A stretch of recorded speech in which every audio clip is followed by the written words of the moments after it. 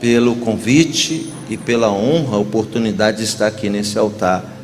E sinto também nos meus ombros o peso da incumbência, da responsabilidade de ser um transmissor de Deus para pessoas tão importantes e queridas por Ele.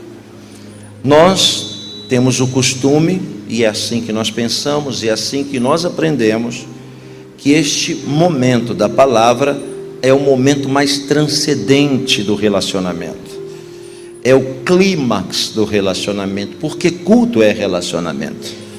Por isso que a Bíblia chama Jesus de noivo.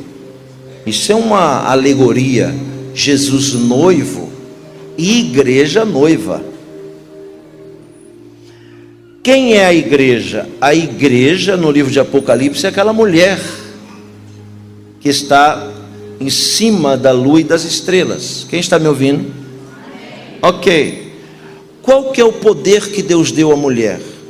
A mulher tem o poder único, você está me ouvindo?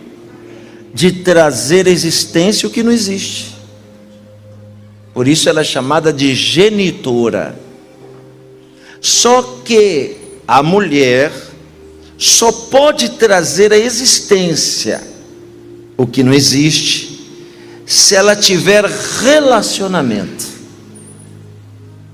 Ou seja, se a mulher, Deus deu a ela o poder de ser genitora, de trazer à existência o que não existe, Deus deu ao homem o poder de semear na mulher. Quem entendeu, diga amém. Essa semeadura é chamada de intimidade. Então, por que a Bíblia chama a igreja de noiva? Simples. Porque ela tem intimidade com o noivo.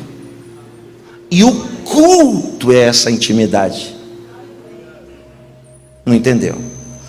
Quando o pregador prega a palavra, preste atenção, esta palavra é a semente. E Jesus diz: e eu sou o semeador. O que vai acontecer agora? Esta semente da palavra será através desse relacionamento colocada dentro de você. Para quê? Para fazer existir em você aquilo que não existe. Quer me entender? Diga glória a Deus. Vamos ler um texto da Bíblia Sagrada em Marcos capítulo 7. Quem veio perder tempo, diga amém.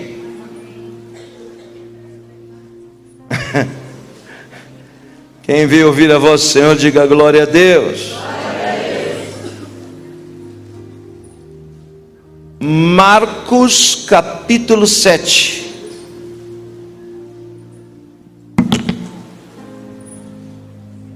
Versículo 31 até o 37. Marcos 7. Marcos 7, do 31 ao 37. Você encontrou? Põe o dedo, olha para mim. A partir de agora não existe nada mais importante a ser feito, a ser ouvido ou a ser experimentado do que a palavra de Deus. Amém? Deus vai falar com você. E se você prestar atenção, Deus pode tirar muitas dúvidas do seu coração. Não apenas retirar e deixar ali o vazio, mas no lugar dessas dúvidas, Deus pode, através da palavra, colocar certezas. Aqueles que vieram em busca de uma resposta,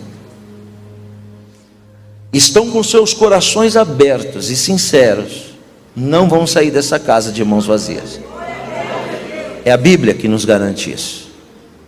Onde estiver 2 ou 3, então, se nós estamos aqui, muito mais do que 2 ou 3, nós já estamos garantidos que algo diferente vai acontecer na nossa vida. Você acredita no que estou falando? Toda atenção é pouca para aquilo que Deus vai falar com você. Lembre-se, Deus é minucioso, detalhista. Em uma palavra pode mudar tudo. Amém? Amém? Marcos capítulo 7, do 31 ao 37. De novo, se retirou das terras de Tiro e foi por Sidom até o mar da Galileia, através do território de Decápolis. Então lhe trouxeram um surdo, e algumas traduções aparece a palavra gago, que não é a tradução correta, porque a tradução correta é: então lhe trouxeram um surdo mudo e lhe suplicaram que impusesse as mãos sobre ele.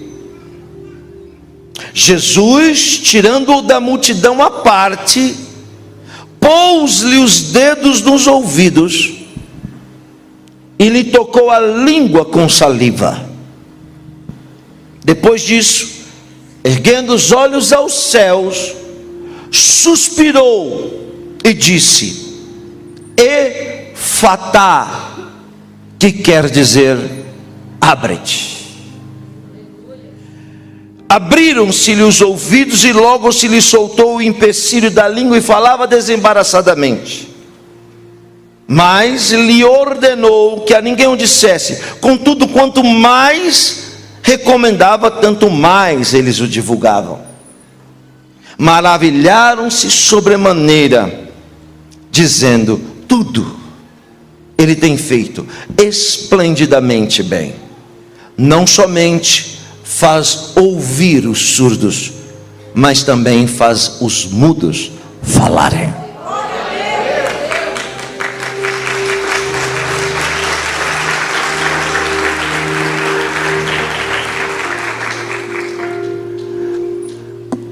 A Bíblia é muito mais do que um livro histórico. A Bíblia é muito mais do que um livro arqueológico. A Bíblia é muito mais do que um código de leis que apoiaram Constituição e leis judiciais através do mundo inteiro.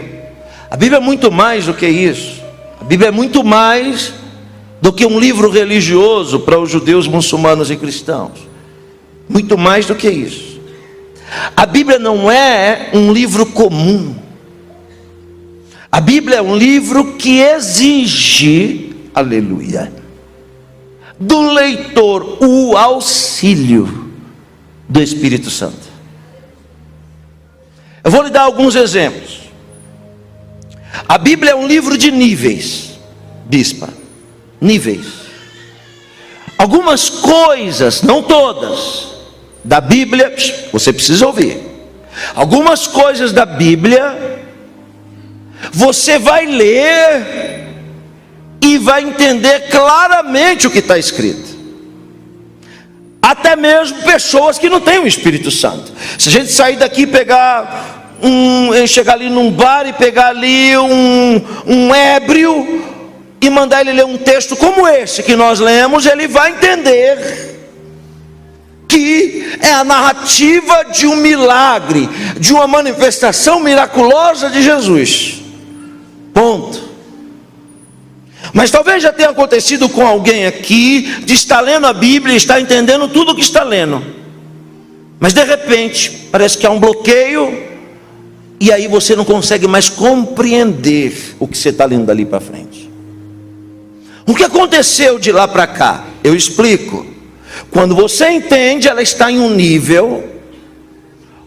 De repente, quando ela muda de nível, ela sobe o nível, aí a gente não consegue acompanhar o nível que subiu, porque aí vai precisar de um auxílio, de um discernimento que só o Espírito Santo pode dar.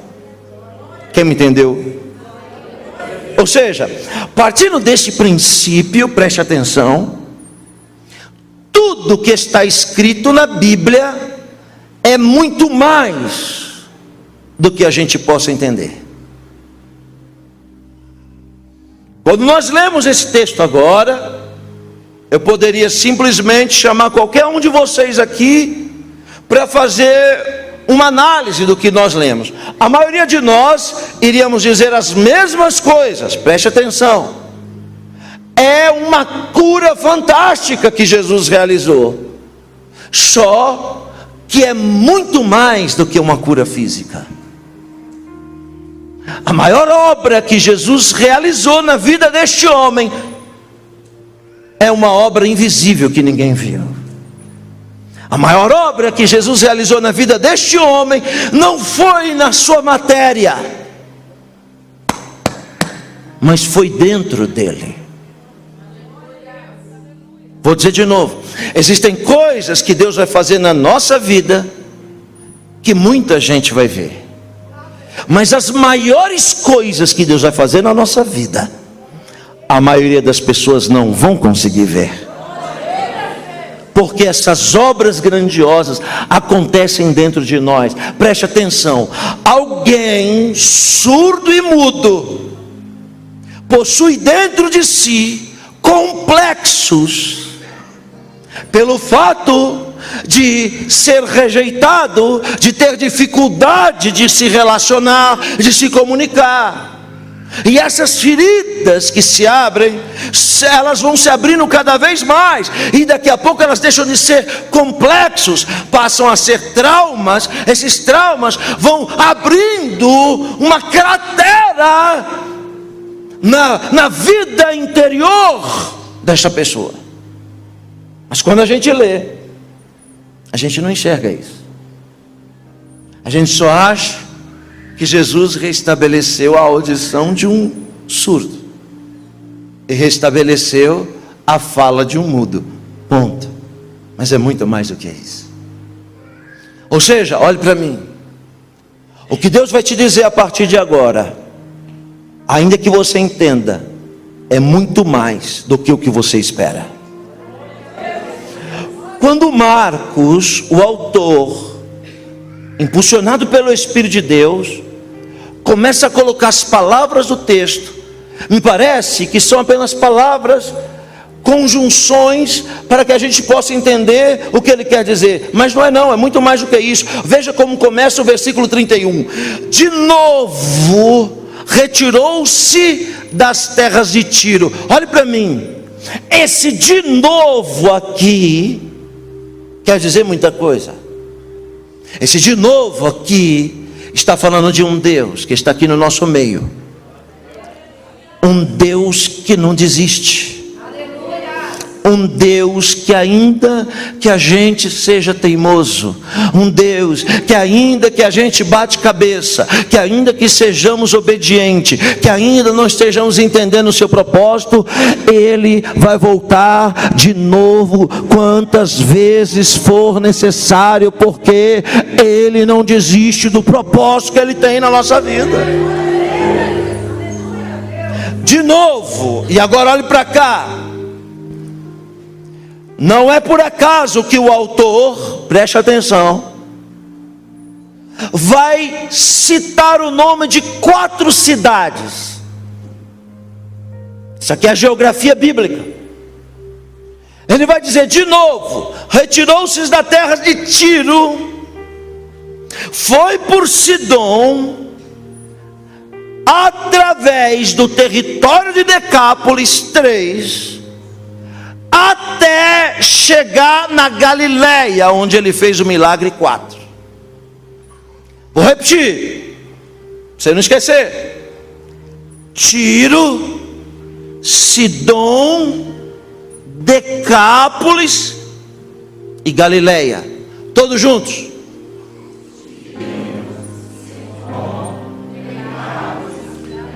O ensaio foi bom, a última vez bem forte.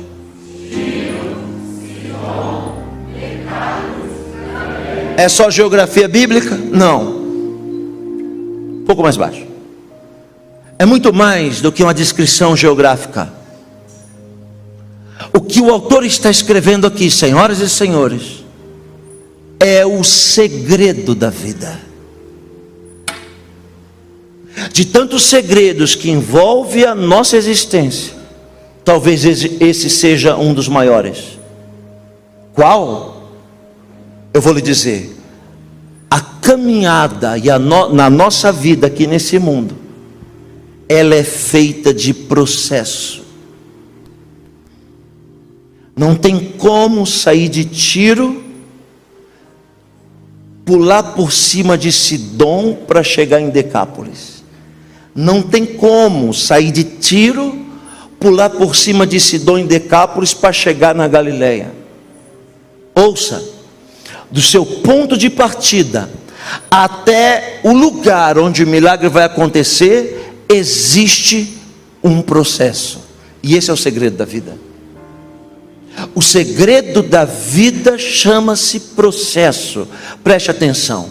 Ninguém nasceu do tamanho que está agora. Ninguém nasceu com o cabelo que tem agora. Ninguém nasceu com os dentes na boca. Ninguém aqui nasceu falando, sabendo, andando. Quando você vê um bebezinho, você vai observar a vida do seu filho e você vai lembrar de cada fase que ele passou. Ele já não nasce andando, tem que esperar chegar a fase de andar. Ele já não nasce falando, tem que esperar a fase de falar.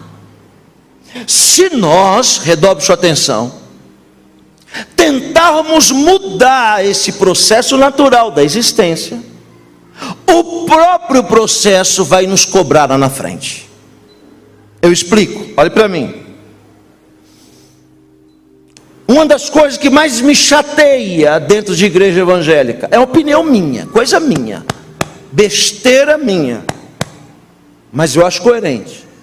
Uma das coisas que me deixa perplexo na igreja, é eu chegar na igreja e me deparar com criança, menino de terno e gravata. Barbaridade, né, irmãos? Criança de terno e gravata? Terno e gravata é roupa para adulto. Terno e gravata é indicação de formalidade. Mas na religião mal interpretada, terno e gravata é símbolo de santidade. Agora me diga, se terno e gravata for santidade, então Brasília é o lugar mais santo do mundo.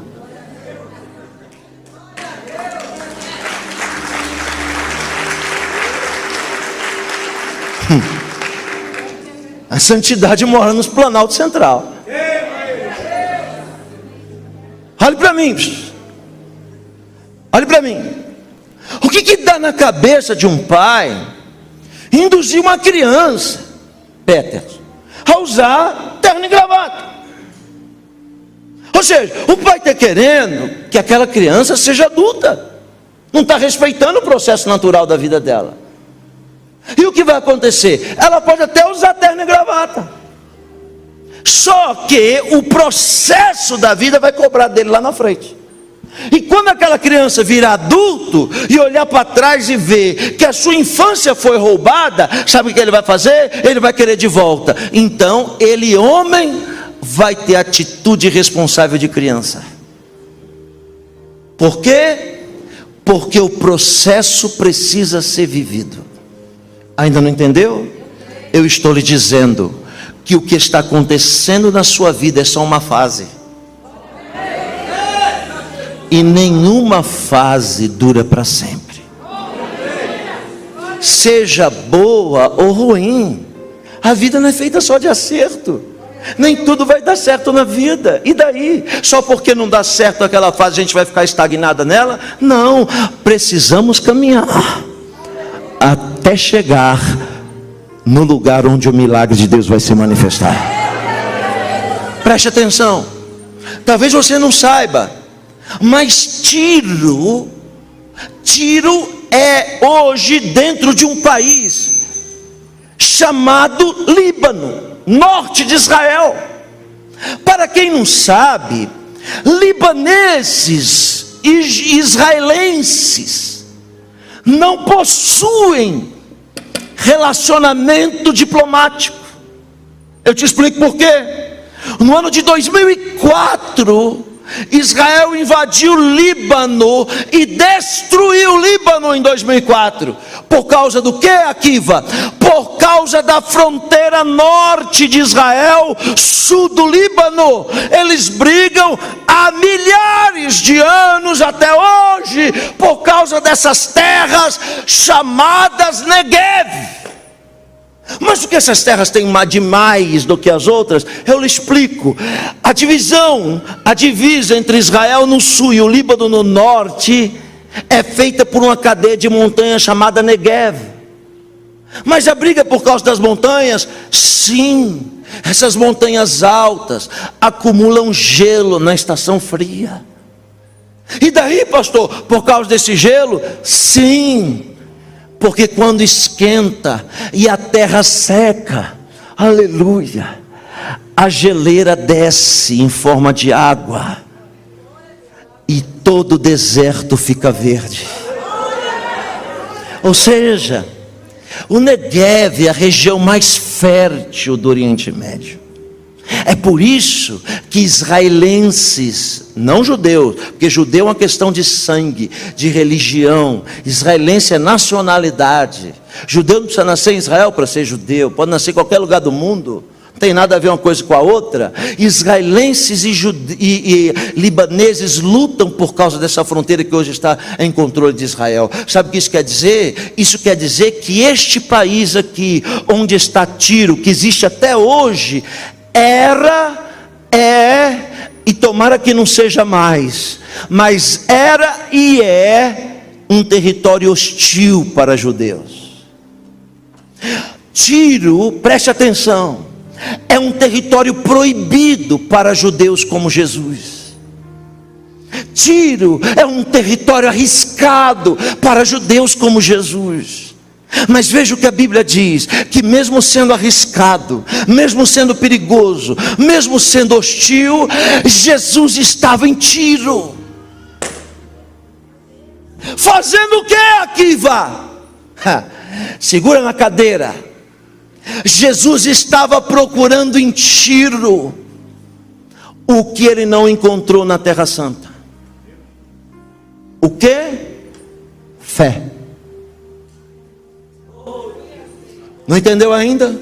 Em casa você vai ler o texto que antecede e você vai encontrar uma das maiores manifestações de fé da Bíblia: a mulher Ciro-fenícia. Sabe o que quer dizer Ciro-fenícia? Libanesa. Ou seja, quando Jesus vai para o norte, uma multidão cerca ele. Preste atenção o que aconteceu no território hostil. Quando a multidão cerca ele, é forte o que eu vou dizer. Uma mulher pula na frente de Jesus e diz: meu Senhor, eu preciso de um milagre urgente. O que Jesus responde para ela? Eu não posso tirar o pão dos legítimos moradores da terra prometida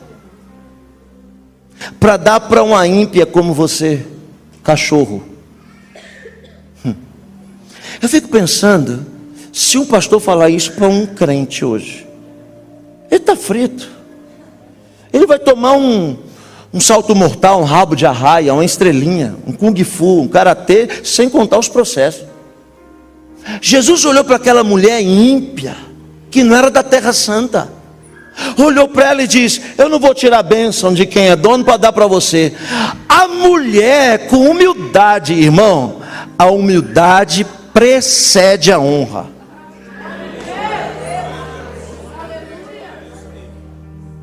A mulher olha para Jesus e diz: eu sei que eu sou cachorrinha, mas os cachorros também comem das migalhas que caem da mesa do seu Senhor. Olha a frase. Jesus para, agora é forte, olha para ela e diz: nunca vi uma fé como essa lá na Terra Santa, onde deveria ter.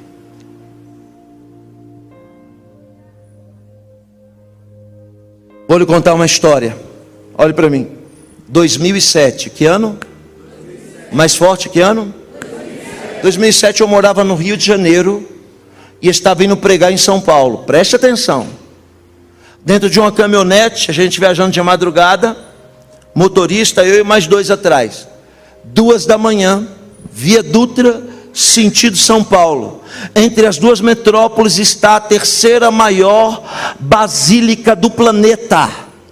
perdendo apenas para o Vaticano e para Fátima em Portugal. Lá está a catedral, a Basílica de Nossa Senhora Aparecida. Preste atenção.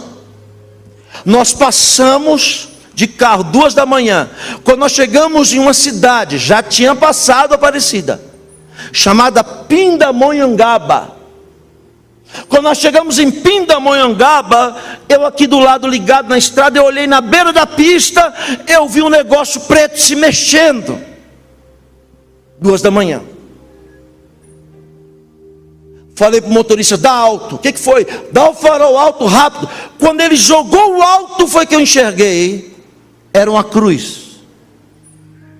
Falei para ele: para. O cara se assustou, quase deu saiu no acostamento e voltou de ré. Quando ele voltou de ré, eu desci do carro, me aproximei, e era um homem carregando uma cruz, na beira da Dutra. Irmãos, a calça estava rasgada até aqui, porque daqui para baixo tudo estava preto, inchado. Eu não me esqueço nunca, 2007, olhei nos pés, as unhas tinham caído, e aqui atrás estava todo rachado, minando sangue. Mesmo com muito pano nessa região, aqui já não tinha mais pele, estava em carne viva. 2 da manhã, no escuro. Eu encostei nele e disse: tudo bem com o senhor? Está precisando de alguma coisa? Ele disse: não, muito obrigado, está tudo bem. O senhor está indo para onde? Ele disse: estou indo para a Basílica. Ah, sim. De onde o senhor está vindo? Ele falou: eu estou andando há dias, já andei 160 quilômetros, e sei que está faltando pouco. Faltava mesmo, faltava aproximadamente uns 20 quilômetros para ele chegar na Basílica. Já tinha andado 160. Falei: o senhor tem que se cuidar, hein? O senhor está muito ferido. Por que o senhor está carregando essa cruz? E aí, preste atenção no que eu vou dizer. Ele me disse: foi uma promessa que eu fiz. Se meu filho fosse curado, eu ia levar essa cruz até a Basílica. Queridos irmãos, aquilo me deixou impressionado. Sabe por quê? Porque mesmo sendo uma fé mal aplicada, a fé daquele homem me constrangeu. Me constrangeu, porque eu não tenho coragem de andar 5 quilômetros a pé para ir na igreja. Me constrangeu, porque todos nós aqui sabemos que a nossa cruz já foi carregada. Me constrangeu, porque aquele homem fez uma promessa e estava cumprindo, e a gente já fez tantas e não cumpriu. Naquele momento eu me lembrei da mulher Ciro-fenícia. Jesus encontrando em um território estranho uma fé que muitas vezes ele não acha aqui dentro. Nós achamos que nós somos os portentores reais da fé. Na verdade, nós devemos ter menos fé do que muitos que estão lá fora. Essa é a verdade. Sabe por quê? Porque porque a gente não tem dado valor para o que Deus tem feito na nossa vida. Se eu perguntar para cada um de vocês aqui, se você já recebeu pelo menos uma bênção de Deus, todos nós vamos ter mais do que uma para contar. Jesus encontrou naquele território hostil de Tiro o que ele não encontrou na Terra Santa. Ele diz: nunca vi fé como essa em Israel. E eu vou dizer uma coisa: se tem uma coisa que Deus está procurando aqui nessa noite, é uma manifestação da nossa fé verdadeira. Não uma fé teórica, mas uma fé prática. E é por isso que eu escrevo: as mãos que ajudam são mais sagradas do que os joelhos que oram.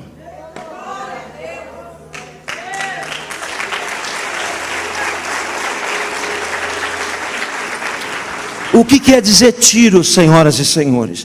Tiro quer dizer uma fase da vida, uma fase de começo. E olhe, todo começo é difícil. Nada na nossa jornada é mais difícil do que começar. Sim ou não? Vou lhe dar um exemplo. A última vez que eu vim aqui, eu estava 6 quilos mais gordo. Agora eu estou 6 quilos mais magro. Eu sofri para perder peso. Mas foi só no começo. Depois que eu comecei, eu encarei a dificuldade do começo, eu consegui fazer as coisas caminharem. Vou dizer de novo. Todo começo é difícil. E se você está nessa fase, Deus me trouxe aqui para lhe dizer que nenhuma fase dura para sempre, que nenhum começo dura para sempre. Existem pessoas aqui que já começaram e recomeçaram várias vezes, e sabe muito bem do que eu estou falando. Deus está nos dando uma palavra de ânimo nessa noite. Se você começar, eu vou te dar força para terminar, eu vou te dar força para concluir, eu vou te dar força para ir até o fim, mas você tem que começar.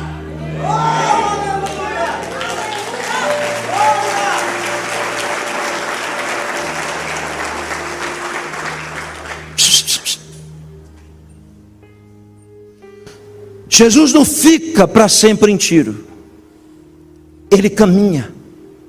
Ele não fica parado em Tiro, igual a gente que fica, vida, céu, acho que eu vou morrer nessa prova, eu vou morrer nessa luta, eu não aguento mais.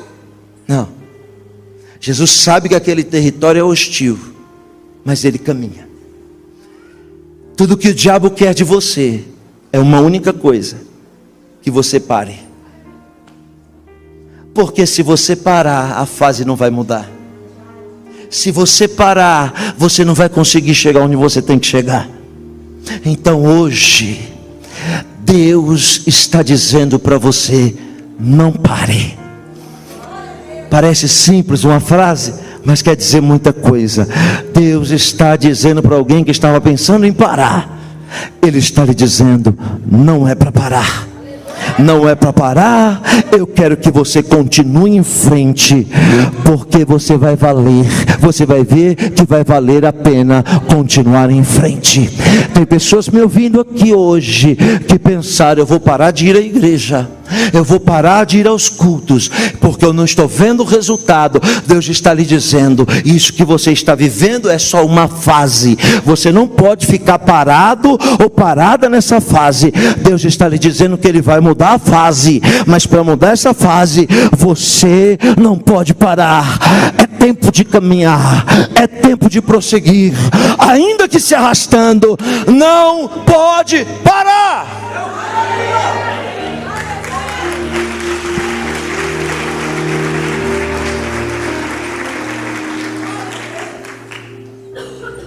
Jesus sai de Tiro e chega numa outra cidade chamada Sidom. Olhe para cá. Sidom é colado em Tiro.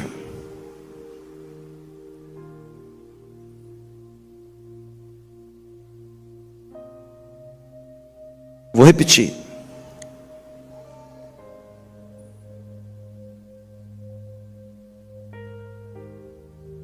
Vou repetir. Sidom é colado em Tiro.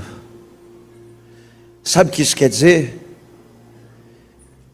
Que Sidom e Tiro ainda estão dentro do território hostil. Preste atenção. A única diferença é que Sidom está na fronteira da Terra Santa, mas ainda é território hostil. Deus, e eu não falo para brincar, Deus está mudando fase de pessoas essa semana. 4 pessoas. Deus está tirando pessoas aqui da fase chamada Tiro e está te colocando na fase chamada Sidom. Sabe o que isso quer dizer? Aos olhos humanos? Nada. Mas aos olhos de Deus isso quer dizer muito. Por que aos olhos humanos não quer dizer nada? Porque continua no território hostil, ou seja, nada mudou. Nada mudou aos olhos humanos,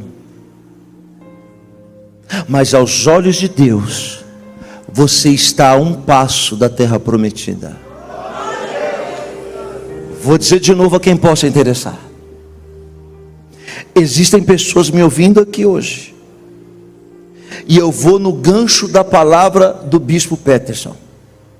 Existem pessoas me ouvindo aqui hoje, que estão a um passo de pisar na sua terra prometida. Não é palavra de efeito. Pessoas que estão caminhando e lutando, e o diabo e algumas outras pessoas estão lhe dizendo: nada está mudando aí, está indo para a igreja, está indo para os cultos, olha lá, está sendo fiel, mas não está tendo mudança. O meu Senhor desce nessa casa através do Espírito Santo para lhe dizer que muita coisa mudou sim. Você pode não perceber agora, mas ainda esse mês você vai colocar os pés na sua terra prometida, e aí você vai sentir a diferença, e você vai aprender a dar valor por tudo que você passou para chegar até aqui.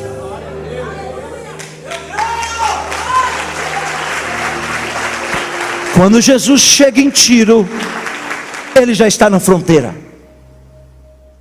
A fronteira é o limite. Será que eu estou pregando para as paredes? Não. Aos olhos que lacrimejam, porque entende que é o Espírito de Deus que está falando. Aqueles que são sensíveis ao que Deus está dizendo, que está entendendo os códigos pregados e falados. O pregador só aperta o gatilho. As pessoas que estão recebendo, porque eu estou vendo daqui, que estão no seu limite. Esta semana, terça-feira passada, a sua oração foi: eu estou no meu limite, não tenho mais forças. Durante esses dias, você ri por fora, chora por dentro. Durante esses dias, a luta tem se aumentado, o calor causticante e hostil tem aumentado, e você chegou até aqui, neste domingo, dizendo: eu estou no meu limite, e o meu Senhor, que é o seu Senhor, está dizendo: tá mesmo, agora só falta um passo, para eu tirar deste calor, desse território hostil, e te colocar na promessa que eu tanto te falei.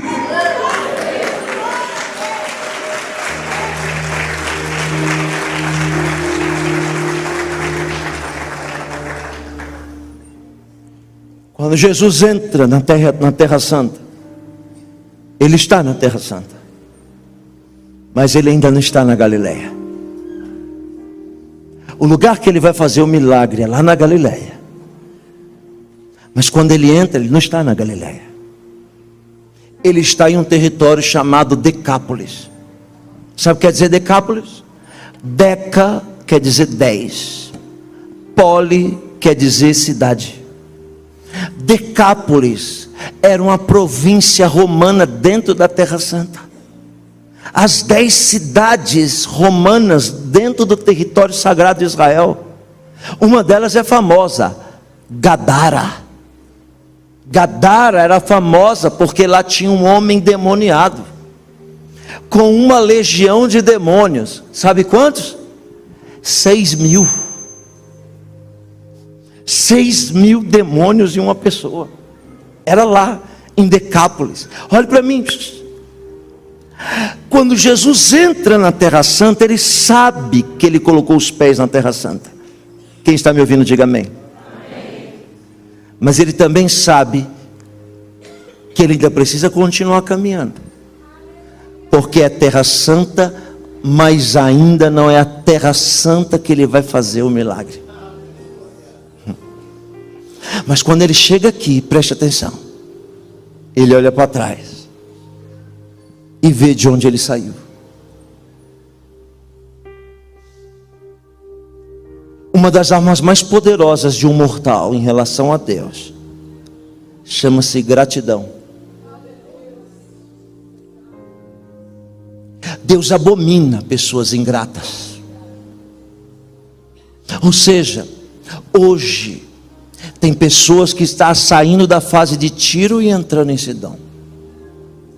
Mas tem pessoas aqui me ouvindo, e eu vou na palavra do anjo da igreja, que no mês de julho Deus vai virar a fase, vai tirar de Sidom e colocar você na terra prometida.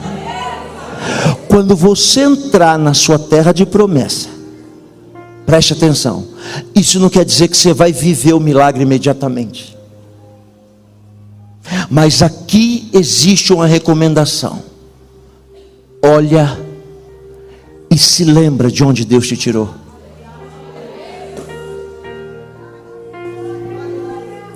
Em letras garrafais eu escrevo: lembra da onde Deus te tirou. Quando Jesus chega em Decápolis, ele sabe que ainda falta pouco para ele chegar num território que está pronto para o milagre. Nem toda terra prometida está pronta para o milagre. Vou dizer de novo: não basta cantar, não basta pregar, não basta orar, não. É muito mais do que isso, muito além disso. Nós precisamos estar preparados para receber o que Deus está nos prometendo. Vou dizer de novo, acho que você ainda não entendeu. Pastor, Deus fez uma promessa para mim, mas ela nunca se cumpre. E eu vou lhe dizer por quê. Porque se essa promessa ainda não se cumpriu, é porque você não está preparado para receber ainda. Deus não dá grande bênção para pessoas despreparadas, porque se der, elas vão se perder. Vou lhe contar uma história. Eu estava pregando numa igreja, Bispo Alana, Bispo Peterson, eu estava pregando numa igreja dizendo: toda a riqueza do mundo, toda a riqueza do mundo pertence a Deus. Você sabe que nas palavras existe poder, sim ou não? Então repita comigo. Assim, desse jeito?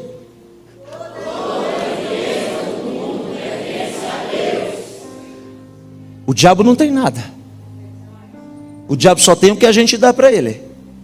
Quando você olha e diz: aquilo ali é do diabo, ele diz: obrigado, eu estava precisando.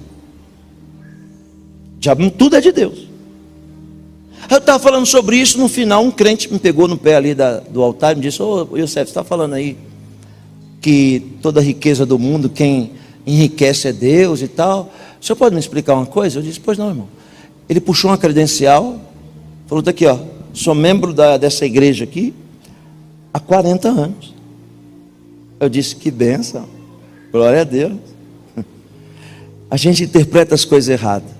A gente acha que o tempo que a gente tem de igreja representa muita coisa para Deus, mas para Deus que representa é a intensidade. Por isso que tem crente velho que está desviado e não sabe, e o novo convertido entra cheio de fogo, Deus já vai abençoando ele. É coisa séria isso, por causa da intensidade. Ele falou: tá aqui, eu tenho 40 anos nessa igreja, eu quero dizer para o senhor, nunca faltei uma ceia. Oh, que bênção. E o senhor sabe qual é o meu carro? Eu disse: não. Ele disse: um Voyage 82, o primeiro que saiu.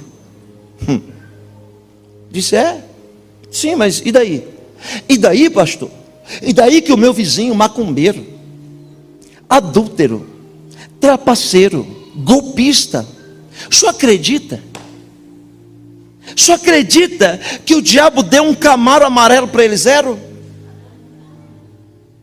Eu falei, quem? Ele falou, o diabo. Eu falei, não foi o diabo não. Como não, pastor? Eu falei, quem deu foi Deus. Aí ficou revoltado comigo.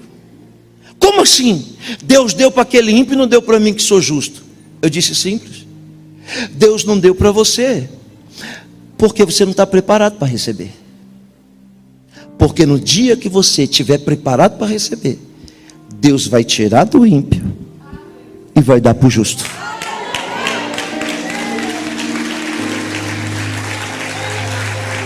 Deus não vai dar nada para nos perder. Se for para Ele nos dar, eu estou lhe dando um exemplo, um carro, e a gente ir para o inferno de carro, Ele vai deixar a gente de bicicleta. Quando você vê um crente abençoado, e você tem que ficar feliz por isso, a primeira coisa que você tem que pensar é a seguinte: se ele tem, é porque Deus confiou nele em dar. Se ele tem, é porque ele está preparado para ter. Quem me entendeu, diga amém.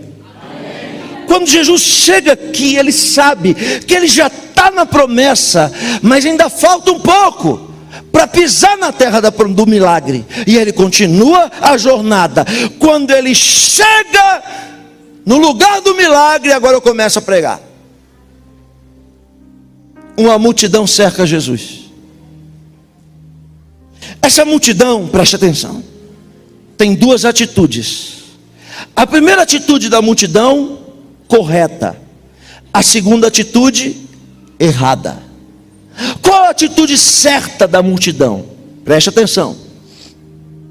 A multidão pega um problema insolúvel, um problema impossível aos homens. Reforço: surdez não tem cura, naturalmente falando. Imagine há 2000 anos atrás. Então, este é um problema impossível dos homens. E aí é que está a coisa certa. Por quê? Porque a multidão pega um problema impossível dos homens e entrega na mão de quem pode resolver. Alguém me entende? Se aquele moço tivesse com dor de cabeça, se aquele moço tivesse com dente inflamado, se aquele moço tivesse com a unha encravada, e a multidão levasse ele para Jesus, Jesus ia dizer: que tenho eu contigo? Unha encravada? Vai no podólogo. Está com dor de cabeça? Toma aspirina. Por que que Jesus deveria dizer isso? Simples, porque Deus não pode dividir a glória dele com a aspirina. Então, obviamente, Deus só faz o que o homem não pode fazer. Os possíveis pertencem ao homem, e o impossível pertence a Deus. Alguém me entende? Outro exemplo, João 11, olhe para mim. Vai ressuscitar Lázaro. Chega na tumba, tem o que na tumba? Uma? Bem forte, uma? Mais forte, uma? Jesus poderia olhar para a pedra e dizer assim: é pedra, eu te ordeno agora, pedra, saia flutuando da minha frente. E a pedra ia sair. Mas foi isso que ele fez? Não. Ele virou para as pessoas e disse: vocês aí, ó, meia dúzia aí, ó, vocês aí, ó, vai vocês lá e tira a pedra. Aí os homens foram e tiraram a pedra. Ressuscitar Lázaro, homem nenhum pode fazer. Aí o Senhor Jesus entra em ação e ressuscita. Lázaro, vem para fora. Isso quer dizer que existem coisas que quem tem que fazer é você, e existem outras que quem só pode fazer é Deus. Não adianta você inverter, colocar as coisas que é para você fazer na mão de Deus, e as coisas que só Deus pode fazer você segurar. Não, você faz a sua parte e Deus vai fazer a dele. Eles fizeram certo porque pegaram um problema, e é isso que algumas pessoas vão fazer aqui hoje. Pegaram o problema e entregaram na mão de Jesus. Certo. Onde está o erro? É que eles entregam o problema e a Bíblia diz: e lhe suplicaram que impusesse as mãos sobre ele. Onde está esse problema? O problema é que eles entregam o problema na mão de Jesus e fica depois dando palpite, querendo ensinar o Senhor a trabalhar. Aleluia. Vou dizer de novo. Tem pessoas aqui que entregaram outras na mão de Deus e disse assim: Deus, está na sua mão, o trabalhar é seu, faz a obra o Senhor. Aí Deus pegou e começou moenda.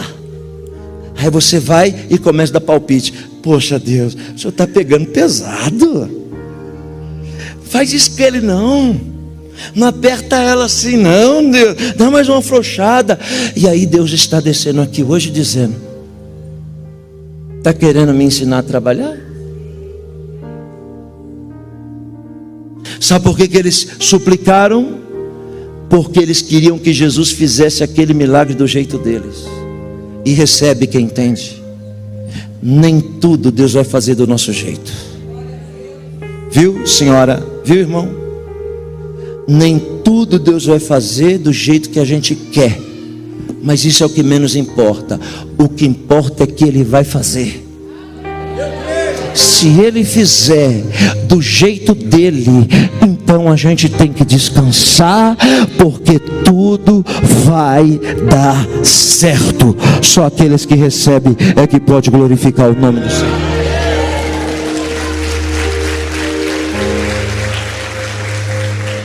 Quando eles dão instruções ao mestre, Jesus olha para a multidão, preste atenção.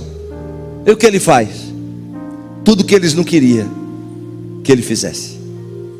Jesus pegou o surdo e mudo e tirou ele do meio da multidão. Quem está me ouvindo? Jesus tira o surdo e mudo do meio da multidão. E a Bíblia diz: tirando-o da multidão à parte, Jesus foi para um lugar, olhe para mim, onde o alcance visual da multidão não os alcançava mais. Ou seja, para fazer esse milagre, Jesus tirou o moço para um particular. E eu vou dizer algo que Deus está mandando eu dizer. Este mês, e eu sei que eu não falo besteira, este mês Deus está lhe dizendo que Ele quer ter um particular com você.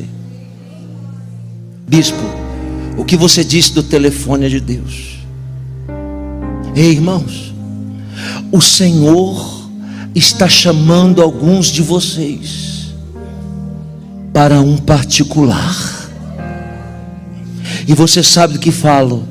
Muita gente que estava ao seu redor já não está mais. Não foi Deus que tirou elas, foi Deus que tirou você. Ainda tem alguns insistentes.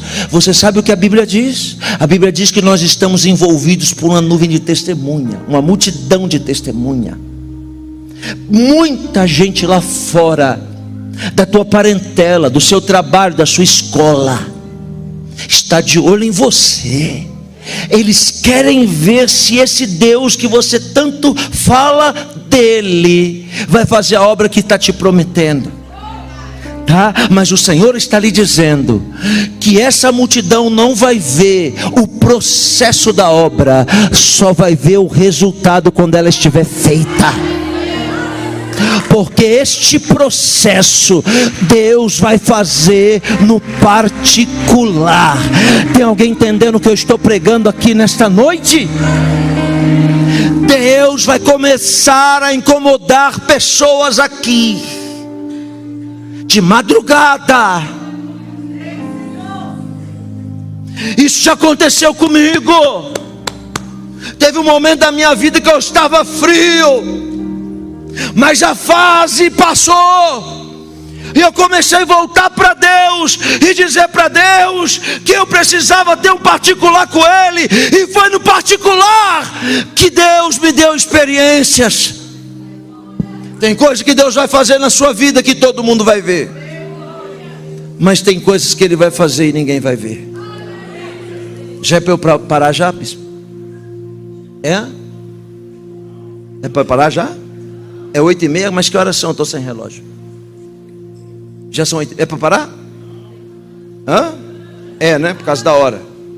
Eu vou parar.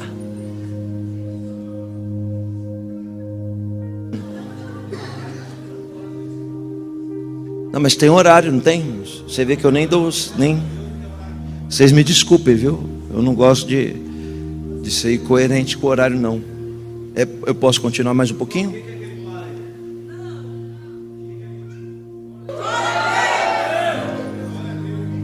Vocês são educados aí. Aí, irmãos, eu não quero gerar constrangimento. Vocês vão falar para ele, vão criticar ele por causa do horário? Não? Eu vi os irmãos mexendo, eu falei, os seguranças estão tudo vindo já. Vocês são segurança? Aquele negão ali tem cara, né? Ó, vou abreviar, olhe para mim, rápido. Lá no particular, sem ninguém ver, Jesus põe o dedo no ouvido do surdo. E sabe o que aconteceu? O surdo tem que ser forte. O que aconteceu? O surdo? Não, ele continuou surdo. Ele colocou o dedo no ouvido e o surdo continuou surdo. Virou para o surdo e falou para ele: abre a boca. Quando o surdo abriu a boca, Jesus foi, cuspiu na boca do mudo. Você imagina, irmãos,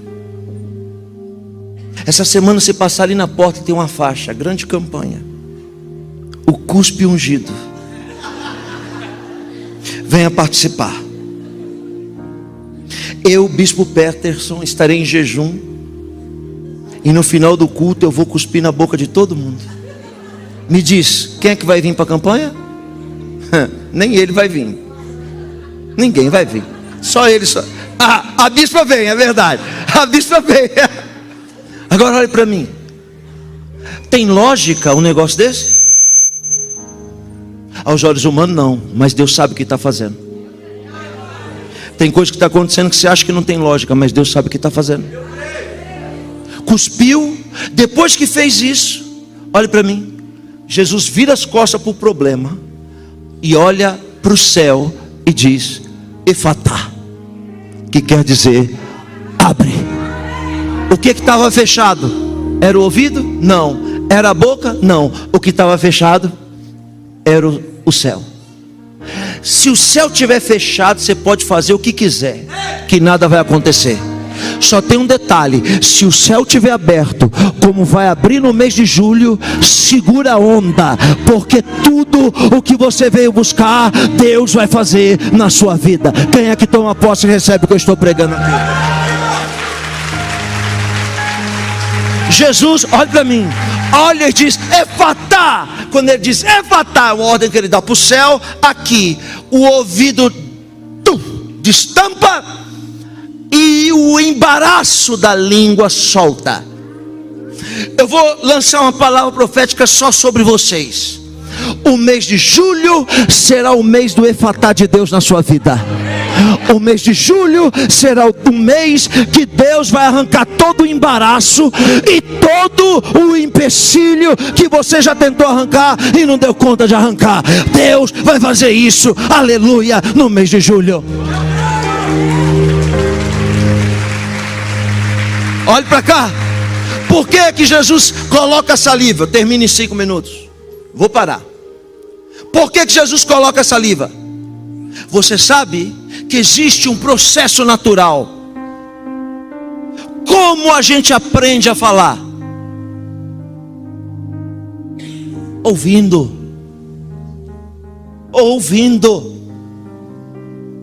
Minhas 2 filhas mais velhas estavam na Itália e veio visitar aqui a família agora. Estava 2 anos lá. Quando elas chegaram aqui no Brasil, acredita que quando elas chegaram aqui, elas não estavam falando português direito?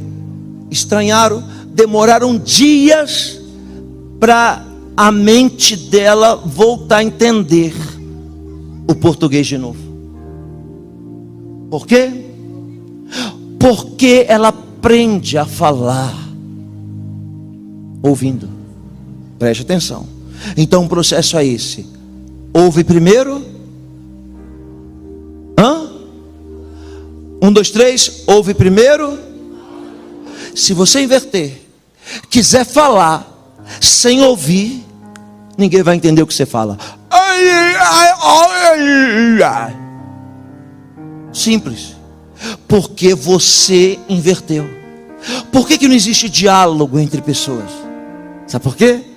Porque a gente só quer falar, mas não quer ouvir.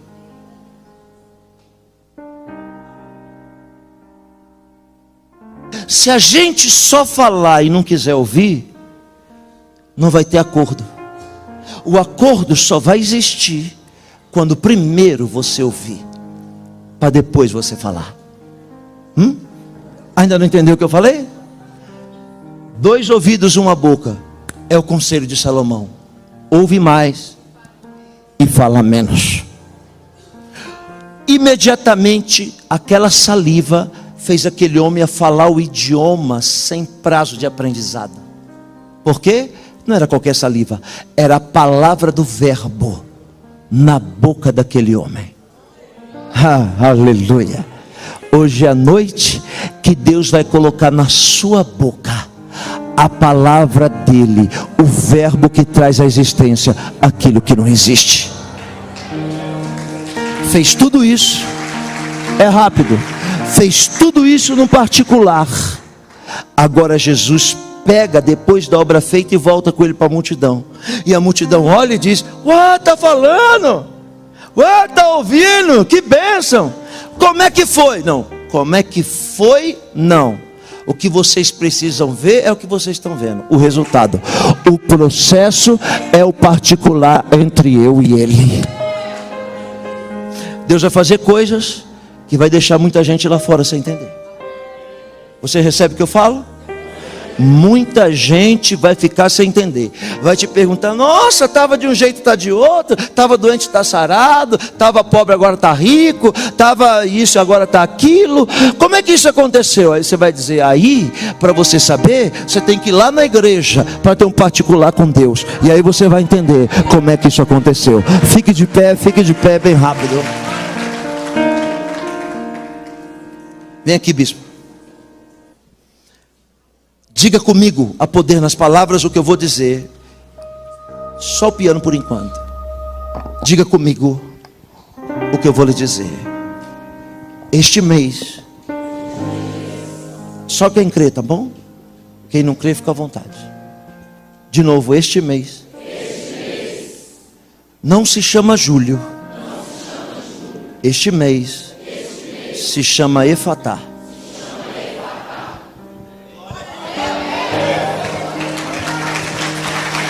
Olhe para mim. Olhe para mim.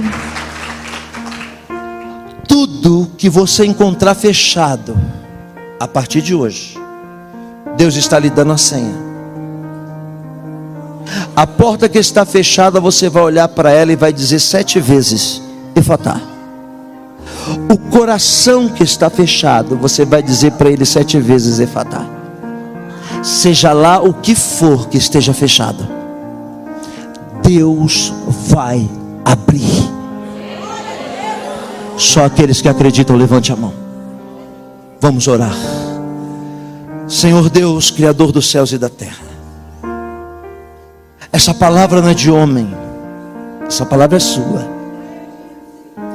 Foi o Senhor que falou comigo nessa noite. Eu recebo o que o Senhor falou. Esses que sentiram que foi com eles, também recebam. Que se cumpra o que foi dito aqui nesse altar.